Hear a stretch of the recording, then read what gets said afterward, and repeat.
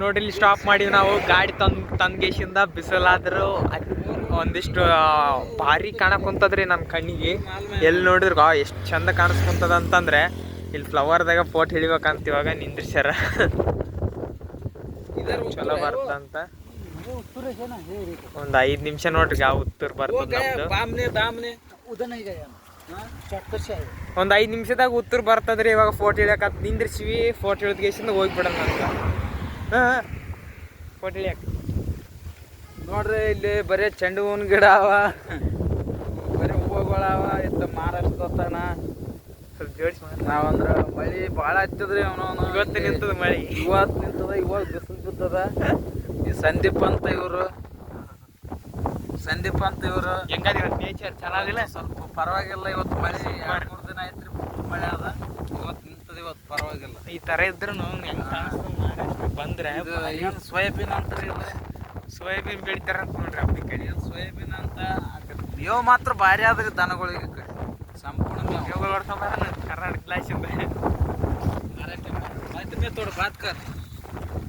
इधर भुईमुग है, उसको भुईमुग बोलते हैं. उधर है फ्लावर. उधर जंगल में म्हणजे मराठीमध्ये त्याला फुलं म्हणतात. हा, उसका फुले बोलतात. उसको म्हणजे इथं लई बहार येतोय, म्हणजे मोठा बहार. म्हणजे आता पावसाळ्यामध्ये की नाही लई मोठा बहार येतोय की त्याच्यामध्ये तुम्हाला बघितल्यानंतर फोटो वगैरे काढल्यानंतर किंवा त्याच्यामध्ये शूटिंग केलं जातं. मोठमोठ्या पिक्चरचे ह्या ठिकाणी म्हणजे असल्या ठिकाणी शूटिंग होतंय. ಶೂಟಿಂಗ್ ಅದೆಲ್ಲ ಮಾಡ್ತಾರೆ. आणि उत्तर इधर से 4 किलोमीटर है. ಏನೇನು ಬೆಳೆ ಬೆಳಿತಾರೆ ಕೇಳಿದೆ. इधर खेत में क्या क्या डालते हैं? इधर सब भुईमुग डालते. नंतर न उसको गन्ना बोलते ना तुम्हारे. गन्ना बोलते.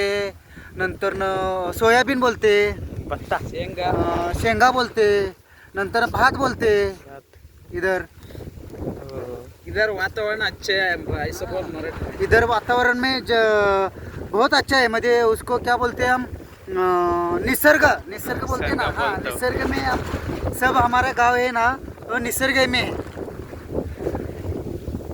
ನೋಡ್ರಿ ಗೈಸ್, ಈ ಕಡೆ ಒಂದು ನೇಚರ್ನು ಚೆನ್ನಾಗ್ಯದಂತ. ಪ್ರತಿಯೊಂದು ಬೆಳೆನೂ ಈ ಕಡೆ ಜಾಸ್ತಿ ಬೆಳೆ ಏನು ಬೆಳೆಯೋದಿಲ್ಲ. ನಮ್ಮ ಕಡೆ ಬೆಳೆದಂಗ ಪ್ರತಿಯೊಂದು ಐಟಮ್ ಹತ್ತಿ ಪಿತ್ತಿ ಏನು ಬೆಳೆಯಂಗಿಲ್ಲ.